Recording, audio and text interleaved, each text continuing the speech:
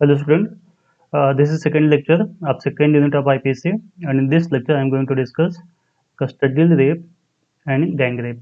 आज के लेक्चर में हम अभिरक्षा में बलात्कार और सामूहिक बलात्कार पर डिस्कस करेंगे। लास्ट लेक्चर में हमने डिस्कस किया था रेप क्या होता है, तो उसके एसेंशियल क्या हैं, उसके एक्सप्लेनेशन और इसके एक्सेप्शन सारी चीज़ें हमने डिस्कस किया था। ये सेकंड क्वेश्चन भी पूछा था कस्टडियल रेप क्या होता है, अभिरक्षा में बलात्कार क्या होता है, ये भी रेप पे क्वेश्चन पूछा था, अलग से पूछा जाता है कि कस्टडियल रेप क्या होता है। जो सामान्य रेप है वो 375 में वो डिफाइन किया गया है और उसकी पनिशमेंट दी गई 376 सब क्लास फर्स्ट में। 376 सब क्लास फर्स्ट में जो रेप है उसकी पनिशमेंट दी गई है और पनिशमेंट है minimum 10 year and that may be extended to life imprisonment. कम से कम 10 साल की सजा इसमें दी गई है जो कि आजीवन कारावास तक की हो सकती है। कस्टडियल रेप को 376 सब क्लास 2 में 376 सब क्लास 2 में कस्टडियल रेप की बात की गई है। अब इसमें जो सेक्शन है इसके क्लासेस जो हैं कस्टडियल रेप के 2 का ए है, 2 के ए में है पहली बात रेप बाय पुलिस ऑफिसर।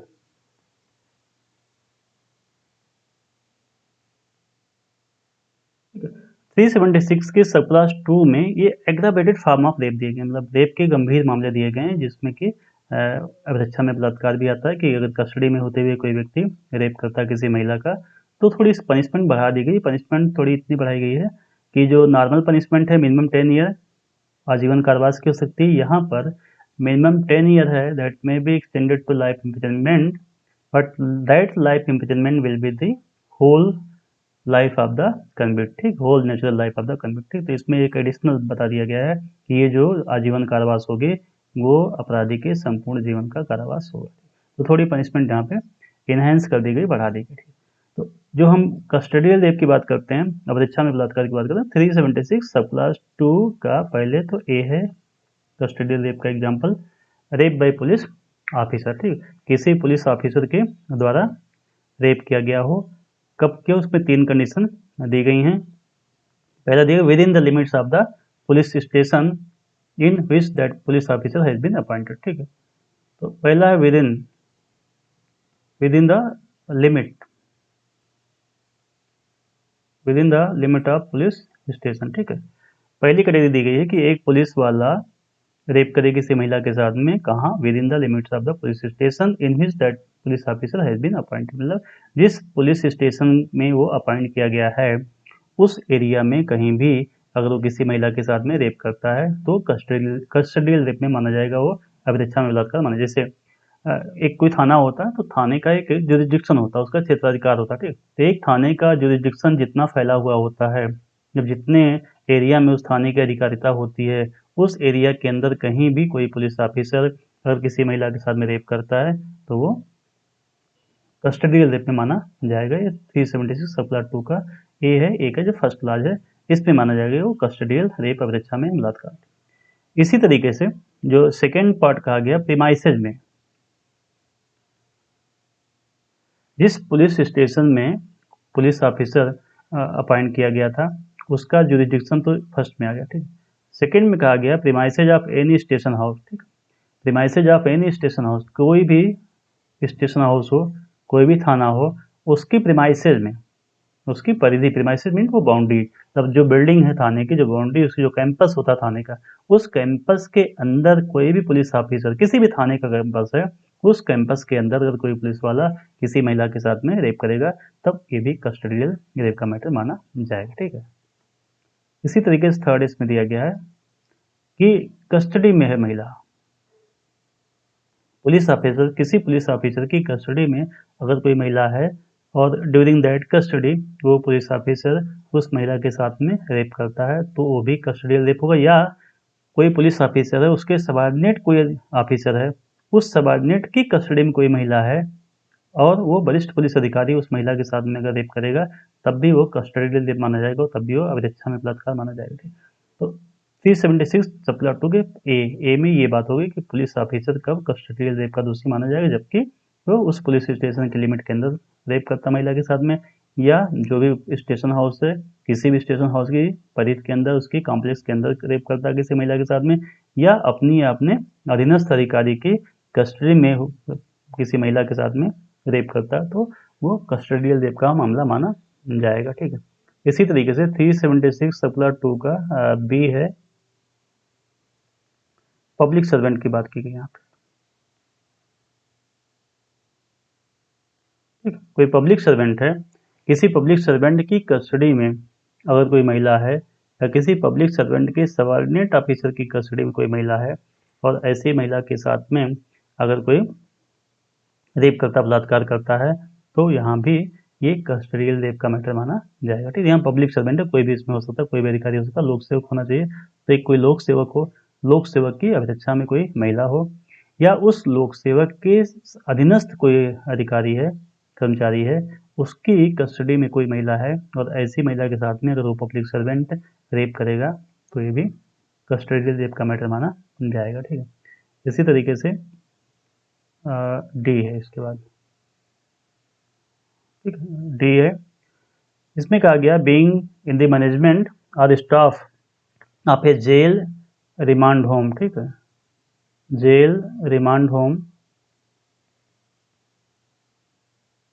या इसी तरीके से कोई भी इंस्टीट्यूशन है जहाँ पर महिलाओं को रखने की जगह होती है। ठीक है, तो कोई भी जेल है या कोई रिमांड होम है, ठीक है, इस जगहों पे रिमांड होम होता है जहाँ पे लोगों को भेजा जाता है रिमांड में, महिलाओं को।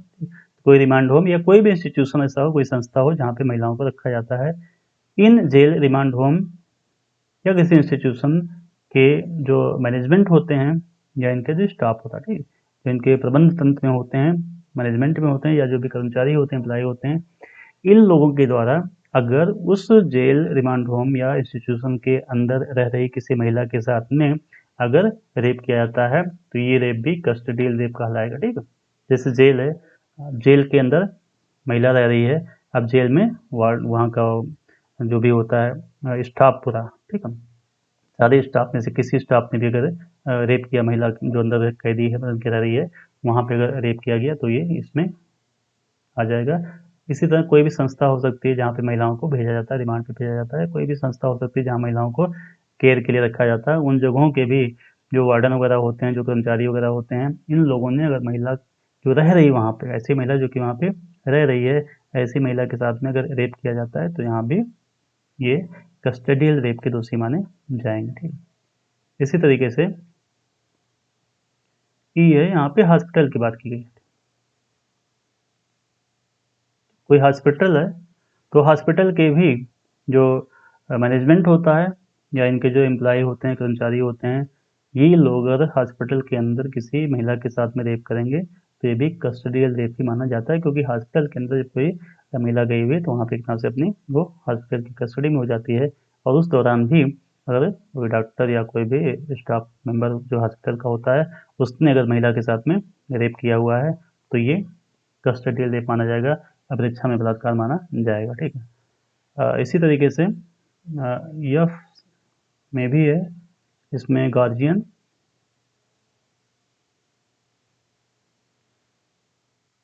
कोई रिलेटिव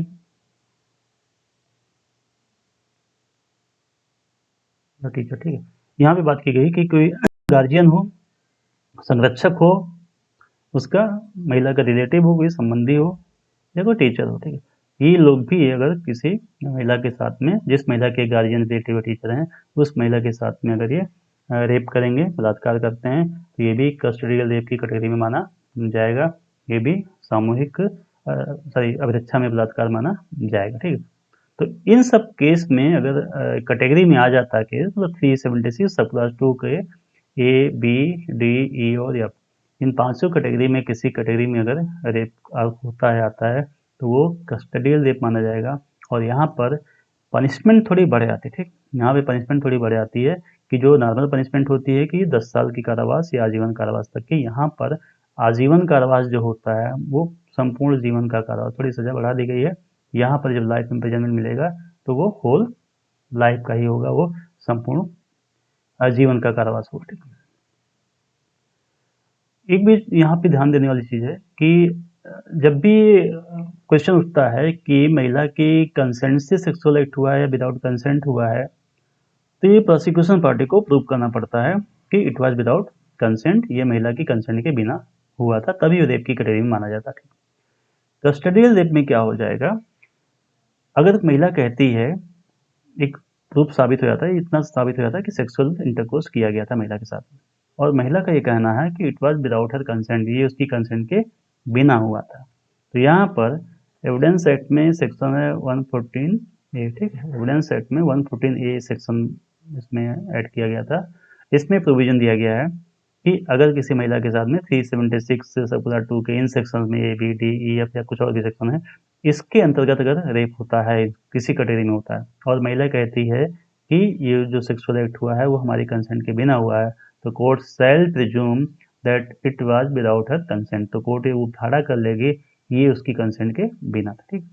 तो कस्टडियल रेप के मामले में अगर महिला कहती है कि सेक्सुअल इंटरकोर्स कंसेंट के बिना हुआ है, तो कोर्ट को मानना पड़ेगा कि उसकी कंसेंट के बिना हुआ है। अब अगर अक्यूज पर्सन कह रहा है कि नहीं इसकी कंसेंट से हुआ है, तो अक्यूज को ही ये प्रूफ देना पड़ेगा, साबित करना पड़ेगा कि इसकी कंसेंट के साथ हुआ। अगर नहीं साबित कर पाएगा तो ये मान लिया जाएगा कि ये विदाउट कंसेंट था और कस्टडियल रेप का दूसरे व्यक्ति को मान लिया जाएगा, ठीक। तो ये तो हो गया कस्टडियल रेप। इस पर एक case Visweswaran versus state of Tamil Nadu, state of Tamil Nadu, Visweswaran versus state of Tamil Nadu. इस केस में एक पुलिस ऑफिसर था, ये रात के टाइम में एक हस्बैंड उसकी वाइफ और कुछ और रिलेटिव थे, बस स्टैंड पर ये वेट कर रहे थे बस का। वहाँ ये पुलिस ऑफिसर पहुँचता है और महिला को ये कह करके अपने साथ लेके चला जाता है कि इसको हमें पूछताछ करनी है, थाने ले जाकर इंट्रोगेशन करना है। वो महिला को अपने साथ लेके जाता है, होटल में लेके जाता है जहाँ पे उसने एक कमरा बुक कराया हुआ था, होटल में लेके जाता है और महिला के साथ में वहाँ पे रेप करता है। महिला को उसका नाम पता था क्योंकि उसने अपना नेम प्लेट वहाँ पे जो होती है आइडेंटिफिकेशन होती वो लगाए हुए था बैज, ठीक। तो उसका नाम महिला को पता था, क्या नाम था, ठीक है। और होटल जहाँ पर की महिला ने कहा उसके साथ में रेप किया गया था, होटल में भी चेक हुआ तो वहाँ पर पुलिस ऑफिसर के नाम से एक रूम बुक हुआ था, उसने कुछ एडवांस भी पैसे वहाँ पे दे रखे थे। जब पुलिस वाले पर चार्ज लगा महिला के रेप करने का और उसको पेश किया गया कोर्ट के अंदर, तो वहाँ पर जब बात ये आई कि महिला को पहचानना था कि ये पुलिस वाले को पहचान सकते कि नहीं, तो उस वक्त वो जब आता है कोर्ट के सामने तो धोती कुर्ता पहने हुए था और दाढ़ियाँ बढ़ा लिया हुआ था, ठीक है। सेब पहले सेब उसके नहीं थी, बट बाद में वो मतलब बियर्ड खूब कर लिया था, ठीक है। तो दाढ़ी बढ़ गई थी, ठीक। तो ये उसने पहचान को छिपा लिया अपने, ठीक है। अभी पहले क्लीन शेव हुआ करता था, वो पैंट शर्ट पहने हुआ करता था। उस समय जब वो कोर्ट के अंदर आता तो पहचान छिपा ली उसने, जिसकी वजह से महिला या उसका हस्बैंड पहचान नहीं पाए कि ये कौन है, वही है कि नहीं। लेकिन फिर भी क्योंकि महिला बाय नेम जान रही थी कि ये नाम था उस पुलिस ऑफिसर का, और जिस होटल में ये बलात्कार का हुआ था वो होटल की भी पहचान हो गई थी, वहाँ पे उस पुलिस ऑफिसर ने रूम भी बुक कर लिया था, और ये पुलिस ऑफिसर साबित नहीं कर पाया कि अगर वो उस रात को वहाँ नहीं था तो कहाँ पर था। तो इन सब सबूतों के बेस पर पुलिस ऑफिसर को कस्टडियल रेप का दोषी मान लिया, क्योंकि महिला का यहाँ पे साफ साफ कहना था कि उसके कंसेंट के बिना हुआ है, इसलिए 114 ए सेक्शन यहाँ पे अप्लाई हुआ एविडेंस एक्ट का, और कोर्ट ने मान लिया कि ये उसकी कंसेंट के बिना था। और पुलिस वाले ये नहीं साबित कर पाए कि जो कुछ भी हुआ था वो महिला की कंसेंट से हुआ था। तो भले ही महिला ने उसको कोर्ट के अंदर नहीं पहचान सकी क्योंकि उसने अपना वेशभूषा बदल लिया था, बट फिर भी क्योंकि बाई नेम जानती थी और बाई नेम उसकी पहचान हो चुकी थी कि ये पुलिस ऑफिसर था, इसलिए उसको कस्टडियल रेप का दोषी माना गया। नाउ ये टॉपिक हमारा फिनिश होता है। इसके बाद जो हम नेक्स्ट टॉपिक है that is gang rape. Gang rape पर 60 क्वेश्चन आता है।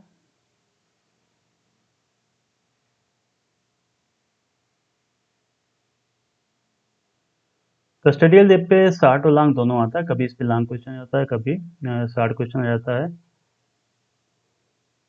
बट जो गैंग रेप है, गैंग रेप पर 60 क्वेश्चन ही आता है। Gang rape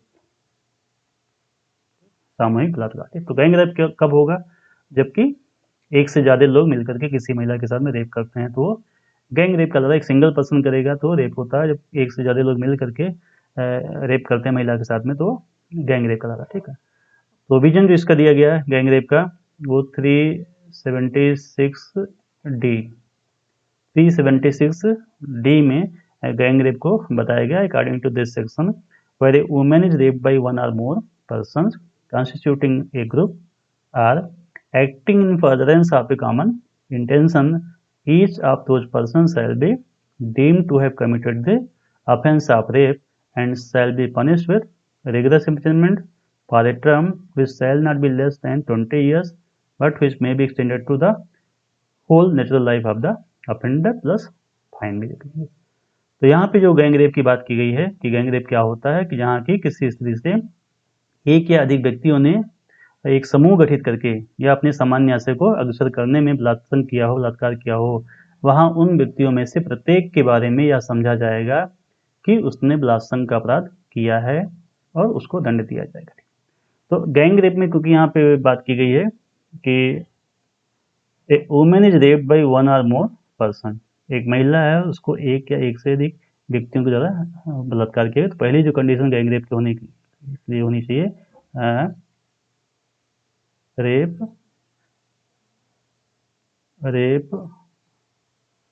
of A women bye one or more persons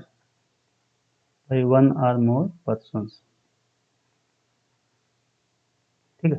तो पहली condition, rape of A women bye one or more persons, किसी महिला के साथ में एक या एक से अधिक व्यक्तियों ने बलात्कार। ठीक है, तो पहली शर्त यह है कि बलात्कार एक भी कर सकता है या एक से ज़्यादा लोग भी कर सकते हैं। पहली कंडीशन आपको बस इतना दिखाना है कि उस महिला के साथ में एक या एक से अधिक व्यक्तियों ने रेप किया है। सेकेंड जो कंडीशन इसमें दी गई है, such persons constitute a group, such person constitute a group or acting in furtherance of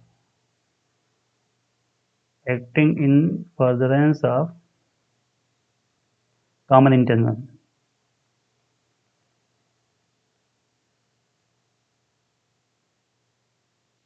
Such person constitute a group और acting in furtherance of common intention, ऐसे व्यक्ति एक समूह का गठन करते हैं या सामान्य आशय के आगे बढ़ाने में कार्य करते हैं। ठीक है, तो रेप कोई जरूरी नहीं कि सब लोगों ने किया हो, रेप कोई एक कर सकता है। ठीक, किसी एक ने रेप किया हो, ठीक है, या एक से ज़्यादा लोग भी कर सकते हैं।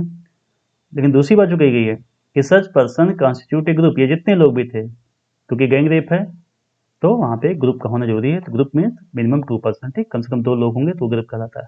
तो सच पर्सन कॉन्स्टिट्यूट ए ग्रुप, ऐसे व्यक्ति एक ग्रुप बनाए। ठीक है, तो ग्रुप 2 का, 4 का, 5 का, 10 का कोई भी हो सकता है। तो या तो एक ग्रुप बनाए हुए हैं, एक ग्रुप बना के जाके रेप करता है। अब मान लो 10 लोगों का ग्रुप है और 10 लोगों के ग्रुप में से केवल 2 ने ही रेप किया, बाकी ने रेप नहीं किया, बाकी बस वहाँ पे खड़े हुए थे, आसपास थे, तब भी माना जाएगा कि जितने भी लोग थे, 10 लोग थे, 10 को गैंग रेप का दोषी माना है। ठीक है, तो सच पर्सन कॉन्स्टिट्यूटिंग ग्रुप, इनको जितने भी लोग इन्होंने एक समूह का निर्माण किया हो या इन फर्दरेंस ऑफ कॉमन इंटेंशन, कि सबका एक कॉमन इंटेंशन रहा हो कि हाँ हमें इस महिला के साथ में रेप करना है और सभी के सामान्य आशय के आगे बढ़ाने में उस महिला के साथ रेप किया गया हो। ठीक, तो आपने 34 पढ़ा हुआ already section.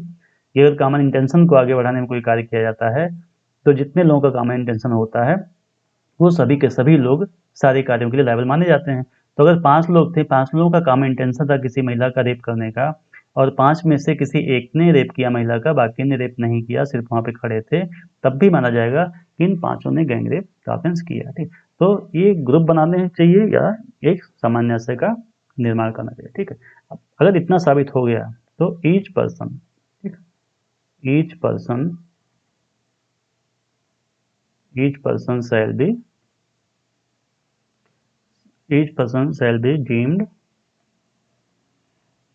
shall be deemed to commit rape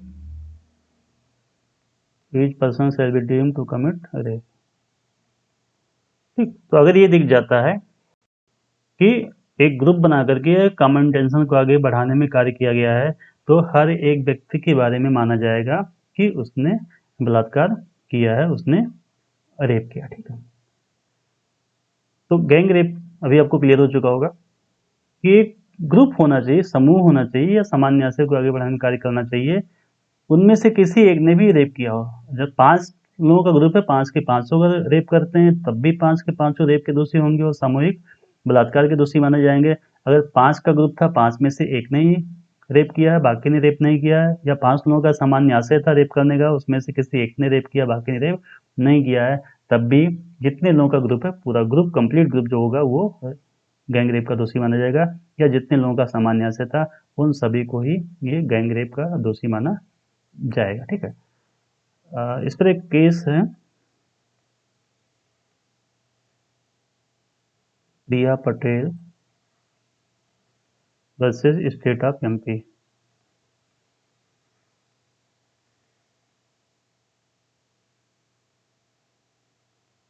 Priya Patel versus state of MP 2006 का केस है। इस केस के मैं शॉर्ट में आपको फैक्ट बता दूं। इस केस में एक लड़की थी, वो कहीं बाहर गई हुई थी, स्पोर्ट कोई टूर था उसका, वहां से वापस आती है तो प्लेटफार्म पर उसको एक व्यक्ति मिलता है और उसने उसको कहा कि उसके फादर ने उसको रिसीव करने के लिए भेजा हुआ है। ठीक, लड़की उसके साथ चली जाती है, वो व्यक्ति उसको अपने घर लेके जाता है और वहां पर अपने घर ले जा करके उसके साथ में वो रेप करता है। ठीक, जब वो उसको अपने घर लेके जाता है, घर ले जा करके वहां पर वो उसके साथ में रेप करता है, बलात्कार करने की कोशिश कर रहा होता है। जब वो बलात्कार कर रहा होता है, तभी ये आवाज लगाती है महिला, लड़की ने आवाज लगाई। लड़की ने जब आवाज लगाई तो उस व्यक्ति का की वाइफ थी, उसकी वाइफ वहां आती है और वाइफ ने इसके बजाय इसके कि वो बचाती लड़की को, उसने उस लड़की को ही स्लेप किया, उसको झापड़ मार दिया और झापड़ मार करके रूम का गेट जो था, दरवाजा बाहर से बंद करके चली जाती थी। ठीक, अब यहाँ पर कहता है कि एक महिला का हस्बैंड किसी लड़की के साथ रेप कर रहा होता है, लड़की बचाव में चिल्लाती, आवाज लगाती, तो उस हस्बैंड की वाइफ आती है खुद और वो लड़की को बचाने के बजाय उसको झापड़ मार देती है और दरवाजा बंद करके बाहर चली जाती थी। यहाँ पर क्योंकि रेप उस हस्बैंड ने किया था, लेकिन क्योंकि ये माना गया कि महिला भी उसके साथ थी, महिला का भी कॉमन इंटेंशन था क्योंकि उसने भी उसके साथ में एक तरह से भागीदारी का काम किया, उसको मदद दी। तो ये मानते हुए कि महिला का भी यहाँ पे सामान्य आशय था कि उस लड़की के साथ रेप किया जाए, दोनों पे गैंग रेप का चार्ज है। ठीक, मतलब उसने तो रेप किया ही हस्बैंड ने, और प्रिया पटेल जो वाइफ थी उस पर भी गैंग रेप का चार्ज लगा, सामूहिक बलात्कार का चार्ज लगा। अब यहाँ क्वेश्चन कोर्ट के सामने ये था कि क्या प्रिया पटेल जो कि एक लेडी थी, महिला थी, क्या इसको गैंग रेप का दोषी माना जा सकता है कि नहीं माना जा सकता। अब क्योंकि जो रेप का ऑफेंस होता है, हम लोगों ने क्लियरली देख लिया है कि केवल मैन ही रेप का अपराधी हो सकता है, रेप का अपराध केवल पुरुष ही कर सकता है, एक महिला रेप का ऑफेंस नहीं कर सकती। ठीक, अब यहाँ पर क्योंकि महिला के ऊपर गैंग रेप का चार्ज लगा था, क्वेश्चन ये था कि क्या जो महिला रेप का ऑफेंस नहीं कर सकती है, क्या उसको गैंग रेप का दोषी माना जा सकता है कि नहीं माना जा सकता। यहाँ पे सुप्रीम कोर्ट ने क्लियर कर दिया कि a women can not be held guilty for gang rape, एक महिला को सामूहिक बलात्कार का दोषी नहीं माना जा सकता है, because a women can not commit the offence of rape, so she can not form intention to commit rape. क्योंकि एक महिला बलात्कार का अपराध नहीं कर सकती है, इसलिए वो बलात्कार करने का आशय का भी निर्माण नहीं कर सकती। तो क्योंकि एक महिला खुद रेप का ऑफेंस कर नहीं सकती है, इसलिए रेप के ऑफेंस के लिए वो इंटेंशन भी फ्रेम नहीं कर सकती है, इसी वजह से कॉमन इंटेंशन भी नहीं बन सकता। ठीक, तो क्योंकि वो जो ऑफेंस वो कर नहीं सकती, उसका कॉमन इंटेंशन वो बना नहीं सकती है, इसी के बेस पे माना गया कि a women can not be held guilty for a gang rape. ठीक, एक महिला को हम सामूहिक बलात्कार का दोषी नहीं मान सकते हैं, उसको गैंग रेप का दोषी नहीं मान सकते। ये जो गैंग रेप का टॉपिक है, इस पर शॉर्ट नोट ही आता है। ठीक है, गैंग रेप पे जब भी आएगा 370 डिग्री। अब यहाँ पर एक और ख़ास बात इसकी पनिशमेंट को लेकर के है। पनिशमेंट तो मैंने आपको बता दिया कि 20 साल की है या उसकी लाइफ इम्प्रिजनमेंट तक की सज़ा हो जाएगी, पूरे जीवन भर का।